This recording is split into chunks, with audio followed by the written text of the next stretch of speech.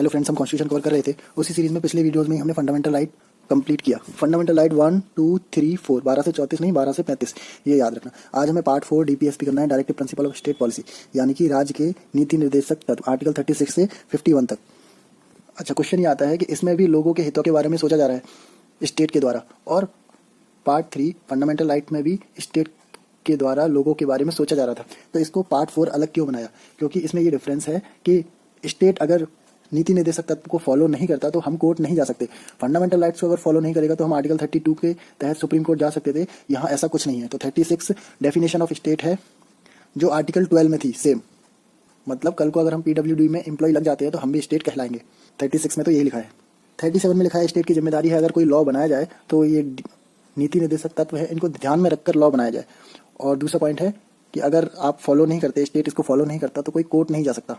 For example अभी article 39 में हम देखेंगे कि स्टेट के अंदर जो रिसोर्सेज हैं, कोयला हो गया, नदियां हो गई, उनका उपयोग सार्वजनिक हित में होना चाहिए। लेकिन कभी अगर स्टेट इनका रिसोर्सेज का इस्तेमाल सार्वजनिक हित में नहीं करता है तो हम कुछ नहीं कर सकते। सिर्फ सरकार बदल सकते हैं अपने वोट के पावर से, बाकी कोर्ट नहीं जा सकते। अगर कहीं ये रिसोर्सेज का सार्वजनिक हित में उपयोग करना फंडामेंटल राइट होता और अगर स्टेट ऐसा करता नहीं तो हम कोर्ट जा सकते। ओके, देखो फ्रेंड्स, एक ही पेज में आर्टिकल 51 तक है।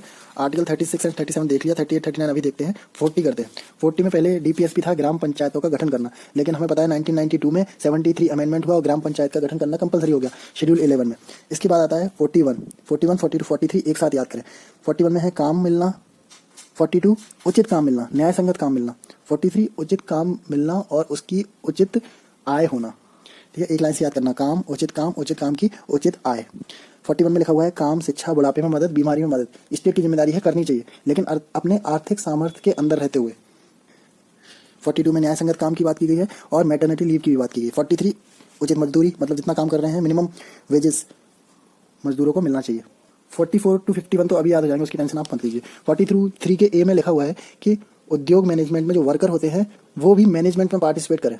और 43 बी सहकारी संस्थाओं को स्टेट बढ़ावा दे, मतलब छोटे छोटे जो उद्योग होते हैं गांव में अपने घरों में खोल लेते हैं, उनको स्टेट बढ़ावा दे। आर्टिकल 44 समान सिविल संहिता, यूनिफॉर्म सिविल कोड। देखो अभी क्रिमिनल कोड, क्रिमिनल लॉ है वो पूरे देश में एक है। अगर किसी ने मर्डर किया है तो इलाहाबाद हाईकोर्ट में जाइए या मध्य प्रदेश हाईकोर्ट में जाइए, एक ही सजा होनी चाहिए। लेकिन सिविल कोड एक नहीं है। मतलब किसी को तलाक चाहिए तो केस टू केस डिपेंड करता है, वो सेम होने की बात कही गई है। स्टेट जिस हद तक पॉसिबल हो उस हद तक समान सिविल संहिता रखे। अभी तक पॉसिबल हो नहीं पाया है। आर्टिकल 44 में इसको याद ऐसे रख सकते हैं, 4 दोनों सेम है ना, तो समान सिविल संहिता।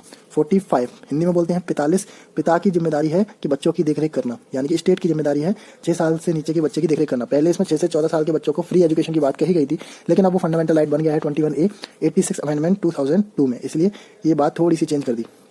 46 माइनॉरिटीज़ को शिक्षा का बढ़ावा देना, इसलिए आपने देखा होगा स्टेट्स अपने डिस्ट्रिक्ट्स में यूपीएससी एसएससी की कोचिंग्स कराते हैं माइनॉरिटीज़ को, यानी ये 46 को फॉलो कर रहे हैं। 47 पोषण आहार देना, नशीले पदार्थ से दूर रखना लोगों को।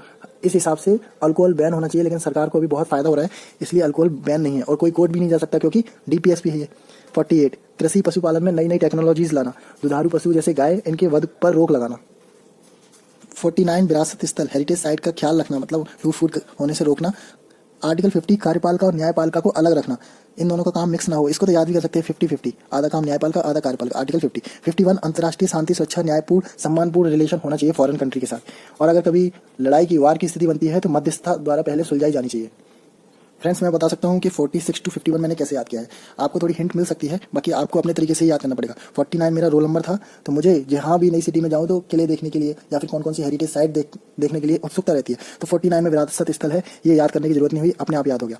मेरे आगे जो रोल नंबर था 48, वो था त्रिपाठी जी का। ये गाँव का बच्चा था, कृषि पशुपालन में नई नई टेक्नोलॉजीज लाने का प्रयत्न करता रहता था। 48 से मुझे कृषि पशुपालन वाला पॉइंट याद रहता है। 47 भावेदी, मतलब उसको बीच में ही ड्रॉप आउट लेना पड़ा क्योंकि बाहर का खाना उसे सूट नहीं किया, तो भावेदी तो चला गया, यानी कि पोषण आहार 47। 46 टॉपर क्लास की मैडम, तो शिक्षा को बढ़ावा देने की बात है। SC ST OBC माइनॉरिटीज में शिक्षा देने की बढ़ाने की बात हुई है। आर्टिकल 46। आर्टिकल 50 हम देख ही चुके हैं। 50 कार्यपालिका न्यायपालिका का काम। आर्टिकल 51 शुभम मेरा फ्रेंड जो असिस्टेंट कमांडेंट बन गया, तो वो अंतर्राष्ट्रीय शांति, सुरक्षा, न्यायपूर्ण, सम्मानपूर्ण बात करेगा।